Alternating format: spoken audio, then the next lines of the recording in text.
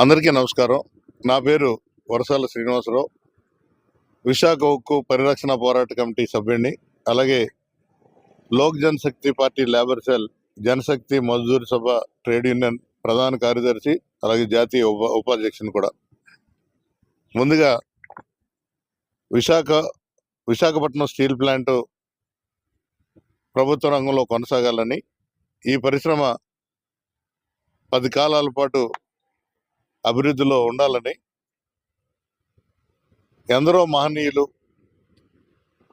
ప్రాణ త్యాగాలు చేసి, ఉద్యమాలు నిర్మించి, బలిదానాలై విశాఖపట్నం స్టీల్ ప్లాంట్ని నిర్మాణం కోసం, అలాగే ఉత్పత్తి ప్రారంభం నుంచి విస్తరణ వరకు అనేక మంది ప్రాణ త్యాగాలు చేసి ఈ పరిశ్రమని 3.3 మిలియన్ టన్నుల నుంచి 7.3 మిలియన్ టన్నుల సామర్థ్యంతో నడుస్తున్న విశాఖపట్నం స్టీల్ ప్లాంట్ని 2017-18లో భారత ప్రధానమంత్రి నరేంద్ర మోడీ గారు విశాఖపట్నం వస్తున్నాను, నేను 3వ బ్లాస్ట్ ఫర్నేస్ని జాతికి అంకితం చేస్తున్నాను, అలాగే 7.3 మిలియన్ టన్నుల నుంచి ఈ పరిశ్రమని 10.5 మిలియన్ టన్నుల విస్తరణకి కేంద్ర ఉక్కు మంత్రిత్వ శాఖ అన్నీ కూడా క్లియరెన్స్లు ఇచ్చింది, విస్తరణ కూడా ప్రకటిస్తానని చెప్పి ఆయన తెలియజేసిన సందర్భంలో సుమారు 200 ఎకరాల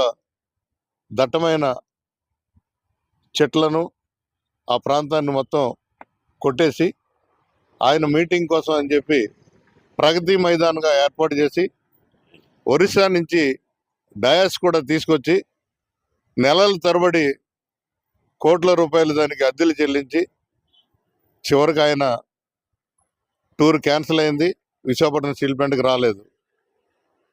అనతి కాలంలోనే 2021 జనవరి 27న 100% ఈ పరిశ్రమని ప్రైవేటీకరణ చేస్తున్నాం, విస్తరణ చేస్తాం, జాతికి అంకితం చేస్తానన్న ప్రధానమంత్రి గారు దీనికి 100% అమ్మేస్తాం అని చెప్పి ప్రకటన చేశారు.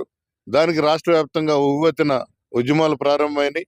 విశాఖపట్నం స్టీల్ ప్లాంట్తో పాటు అన్ని ప్రాంతాల్లోని బీజేపీ మీద అన్ని రాజకీయ పార్టీలు ఎలుగెత్తి చాటడం జరిగింది. అలాగే కోవిడ్ అత్యంత ప్రమాదకరంగా ఉన్నప్పుడు కూడా 28,000 కోట్ల రూపాయల టర్న్ ఓవరు, 900 కోట్ల రూపాయలు నికర లాభాలు తీసుకొచ్చారు కార్మికులు. సుమారు 150 మంది ప్రాణాలు కోల్పోయారు. 3,000 మంది కోవిడ్ అత్యంత ప్రమాదకరంగా ఉన్న సమయంలోనే ఢిల్లీలో జంతర్ మంతర్ దగ్గర 2 రోజులు నిరసన దీక్షలు, నిరసన కార్యక్రమాలు కేంద్ర ప్రభుత్వానికి వ్యతిరేకంగా తెలియజేయడం కాక, యావత్ భారతదేశంలో ఉన్నటువంటి అన్ని రాజకీయ పార్టీలని, ఫ్లోర్ లీడర్లని, అధ్యక్షులను కూడా కలిసి పార్లమెంట్లో గళమెత్తాలని చెప్పి రిక్వెస్ట్ చేయడం జరిగింది.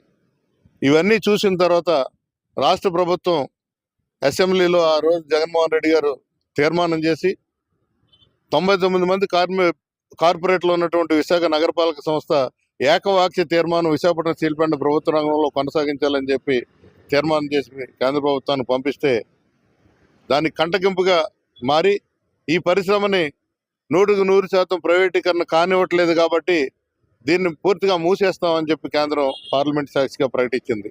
ఆ రోజు నుంచి కష్టాలు ప్రారంభమైనాయి. 7.3 మిలియన్ టన్నులు నడుస్తున్నటువంటి పరిశ్రమని ఈవేళ 1 మిలియన్ టన్నుకి తీసుకొచ్చారు. లాభాల్లో ఉన్నటువంటి పరిశ్రమని ఈవేళ 5,000 కోట్ల రూపాయల నష్టాలకు తీసుకెళ్లారు.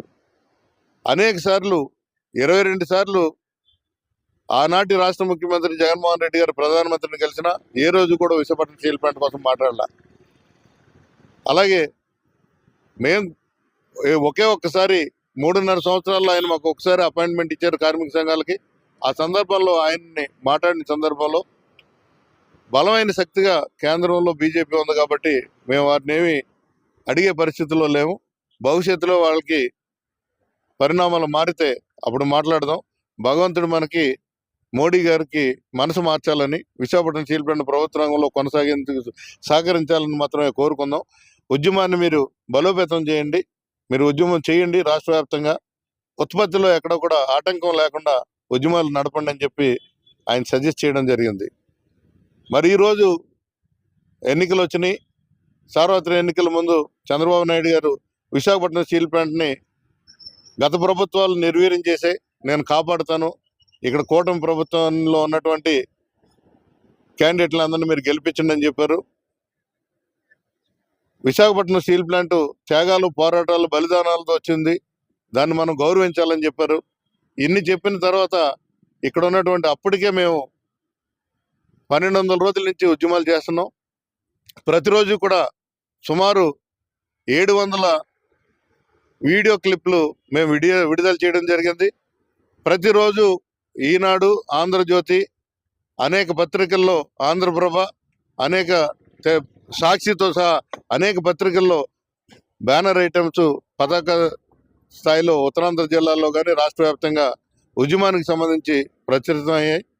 ప్రతి దాంట్లోని కూడా 1200 రోజులు కూడా జగన్మోహన్ రెడ్డిని దుర్భాషలాడుతూ, జగన్మోహన్ రెడ్డి కావాలని చెప్పి కేంద్ర ప్రభుత్వానికి ఈ పరిశ్రమను అమ్మేస్తున్నారు, మాట్లాడలేదు, ప్రధానమంత్రిని కలిసిన ప్రతి సందర్భంలో కడప స్టీల్ ప్లాంట్ కోసం మాట్లాడుతున్నారు తప్ప విశాఖపట్నం స్టీల్ ప్లాంట్ అంశాన్ని తీసుకోవట్లేదు అని చెప్పి మేము అనేక సందర్భాల్లో తెలుగు మీడియా ద్వారా, అలాగే వీడియో ఛానల్ ద్వారా, పత్రికల ద్వారా వెలుగెత్తి చాటడం జరిగింది.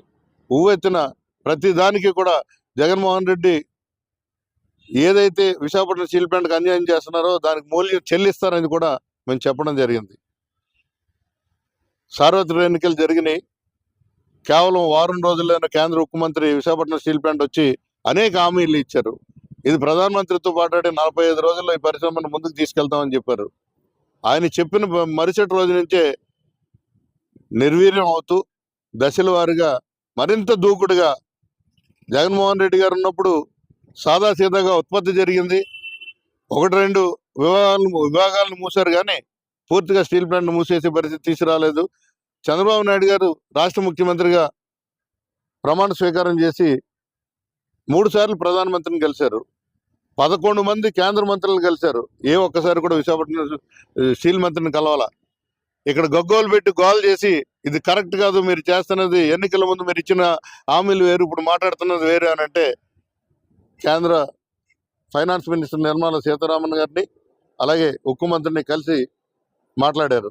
మాట్లాడిన తర్వాత విశాఖపట్నం స్టీల్ ప్లాంట్కి ఏదో ఇతోధికంగా సహకారం అందుతుందని చెప్పి మేము ఎంతో భావించాం. చంద్రబాబు నాయుడు గారు మాట్లాడిన తర్వాత, కేంద్ర ప్రభుత్వంతో మాట్లాడిన తర్వాత త్వరితగతిన ఇక్కడ ఉన్నటువంటి పరిస్థితులన్నీ కూడా తిరోగమన దిశగా పయనిస్తున్నాయి. 2 బ్లాస్ట్ ఫర్నేషన్లు నడిచే స్టీల్ ప్లాంట్లో కేవలం 1 ఫర్నేషనే, అది కూడా 7000 మెట్రిక్ టన్నులు ఉత్పత్తి చేయగలిగినటువంటి బ్లాస్ట్ ఫర్నేస్ నుంచి 4000, 4500 మాత్రమే తీసే పరిస్థితి ఉంది. 300 నుంచి 400 పుషింగ్లు జరిగే కోకోన్ 5 బ్యాటరీల్లో ఒక్కో బ్యాటరీ 2500 కోట్లతో నిర్మితమైనవి. టెంపరేచర్స్ కూడా అడ్డుగోలుగా ఆపేసి రకరకాల ఇబ్బంది పెడుతూ కేవలం 150 పుషింగ్లు మాత్రమే జరుగుతుంది. విశాఖపట్నం స్టీల్ ప్లాంట్లో ఎప్పుడూ లేని విధంగా అనేక ఆంక్షలు విధించారు. ఆ ఆంక్షలు 500 మంది ఉక్కు ఉద్యోగుల్ని నగర్నార్ స్టీల్ ప్లాంట్కి, ఛత్తీస్గఢ్కి డిప్యుటేషన్ మీద పంపించాలని చెప్పి అది రేపటి నుంచే ఇంటర్వ్యూలు ప్రారంభమవుతున్నాయి. అలాగే 4000 మంది కాంట్రాక్ట్ కార్మికుల ఉద్యోగాలు తీసేయాలని చెప్పి నిర్ణయించారు. అలాగే విశాఖపట్నం స్టీల్ ప్లాంట్లో ఉన్నటువంటి 1500 మంది అధికారులు ఎక్సెస్ మ్యాన్ పవర్ ఉంది, సెయిల్ వాళ్ళు తీసుకుంటారా, ఎన్ఎండిసి వాళ్ళు తీసుకుంటారా, మొయిల్ వాళ్ళు తీసుకుంటారా, ఎవరికి కావాలి మ్యాన్ పవర్ అని చెప్పి కేంద్ర ప్రభుత్వం మార్కెట్లో పెట్టింది.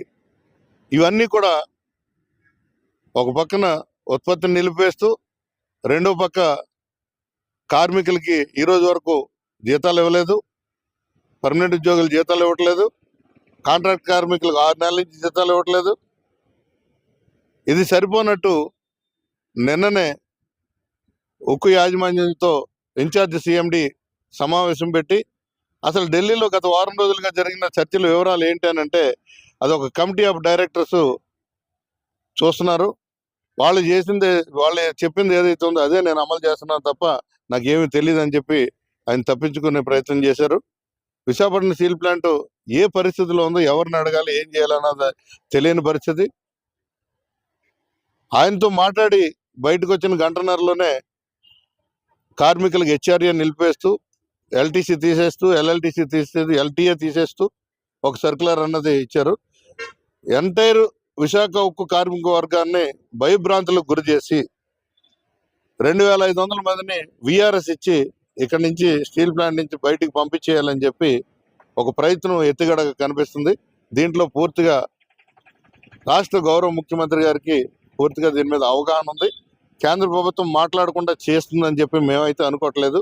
కాబట్టి ఇప్పటికైనా సరే రాష్ట్ర గౌరవ ముఖ్యమంత్రి గారు, మీరు సెంటిమెంటు ప్రతిసారి కూడా దాన్ని ఉపయోగించలేమని చెప్పి అనేక రకాలుగా విశాఖపట్నం స్టీల్ ప్లాంట్ మీద మాట్లాడినా మేము ఎవరూ కూడా పన్నెత్తి మాట అనలేదు. ఎందుకంటే ఈ పరిశ్రమ ఉండాలి, మనగలగాలి. మీకు వచ్చిన ఏకైక అవకాశం ఇది. ఆంధ్రప్రదేశ్ ప్రజల ఇచ్చినటువంటి అధికారం, మీకు ఇచ్చినటువంటి బలమైన అధికారంతో ఇవాళ కేంద్ర ప్రభుత్వం నడుస్తుంది. కాబట్టి మీరు కళ్ళు ఎర్రజేస్తే మోడీ గారు కింద పడిపోయే పరిస్థితి ఉంది ఇవాళ.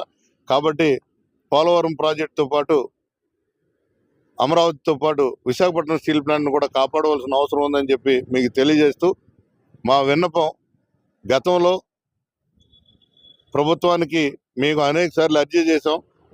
గత 35 సంవత్సరాలుగా ఎన్ఎండిసి నుంచి విశాఖపట్నం స్టీల్ ప్లాంట్కి అగ్రిమెంట్ ఉంది. వాళ్ళ గనుల సహకారం అందజేయాలి.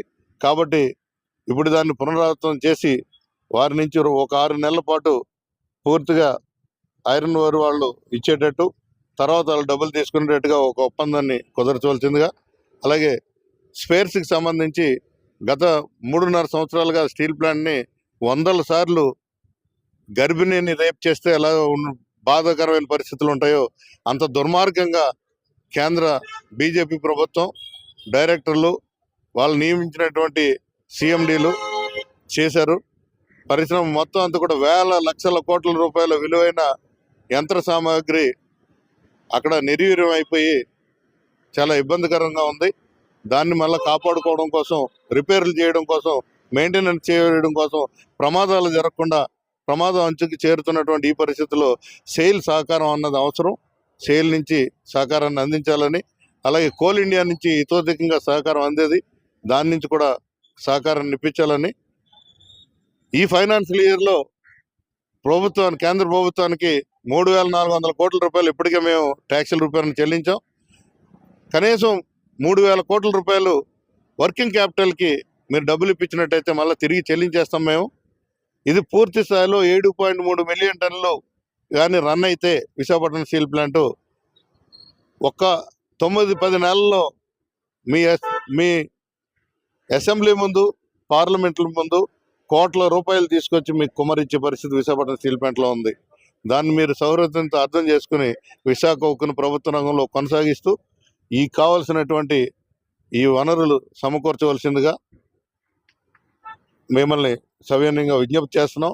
లేకుంటే గత 1300 రోజులుగా జగన్మోహన్ రెడ్డిని ఎలాగైతే వేటాడి కార్మిక వర్గంతో పాటు ప్రజానికంలో ఒక సెంటిమెంట్ ప్లాంట్ని నిర్వీర్యం చేస్తున్నారు, చరిత్రహీనులుగా మిగిలిపోతారని చెప్పి పోరాటం చేసాము. అదే పోరాటాన్ని మీ మీద కూడా చేయవలసిన పరిస్థితి ఉంటుంది. దానికి ఎక్కడ వెనకాడేది లేదు. ఇది ఉద్యోగస్తులు కేవలం 19,500 మంది ఉన్న కార్మికులు ఈవేళ కేవలం 12,000 మందికి దిగిపోయారు. 6-7 వేలు ఉద్యోగాలు ఖాళీగా ఉన్నాయి. మీరు ఎక్కడో పరిశ్రమ పెట్టి 5 ఏళ్ళు, 6 ఏళ్ళు, 8 ఏళ్ళ తర్వాత అది ఉత్పత్తిని ప్రారంభించి అప్పుడు ఉపాధికి అవకాశాలు కల్పించవలసిన అవసరం లేదు. ఇమీడియట్గా రెడీమేడ్గా 3 నెలల్లో ఇంటర్వ్యూస్ పెట్టి ఈ ఉన్నటువంటి ఇడిపోయిన ఆంధ్రప్రదేశ్లో ఉన్నటువంటి ఎవరైతే యువత ఉందో నిరుద్యోగ యువతకి అవకాశాలు కల్పించండి. ఇమ్మీడియట్గా 6-7 వేల మందికి కడుపు నిండా అన్నం దొరుకుతుంది, ఈ పరిశ్రమ బాగుపడుతుంది, దేశానికి ఉపయుక్తం అవుతుందని చెప్పి మీకు సవినయంగా తెలియజేస్తూ, విశాఖపట్నం స్టీల్ ప్లాంట్ పట్ల ఎవరు అనుచిత వ్యాఖ్యలు చేసినా వారి సంగతి తేల్చడానికి మేము సిద్ధంగా ఉన్నాం. ఇది ఉద్యోగుల ప్రమోషన్ల కోసం, ఉద్యోగుల ఉపాధి కోసం, ఉద్యోగుల ఆర్థిక ప్రయోజనాల కోసం చేస్తున్న పోరాటం కాదు. పూర్వీకులు ఇచ్చిన ఆ త్యాగ ఫలాన్ని భవిష్యత్ తరాలకు అందించడం కోసం మేమందరం కూడా రోడ్డు ఎక్కి 1300 రోజులుగా చేస్తున్నాం. దీన్ని మీరు అర్థం చేసుకోవాలి. అమరావతి, పోలవరంతో పాటు విశాఖపట్నం స్టీల్ ప్లాంట్ కూడా ఒక ప్రధాన అంశంగా మీరు ఎప్పుడైతే తీసుకుంటారో అప్పుడే దీనికి పూర్తి స్థాయి మనుగడ వస్తుందని చెప్పి మీ ద్వారా తెలియజేస్తున్నా.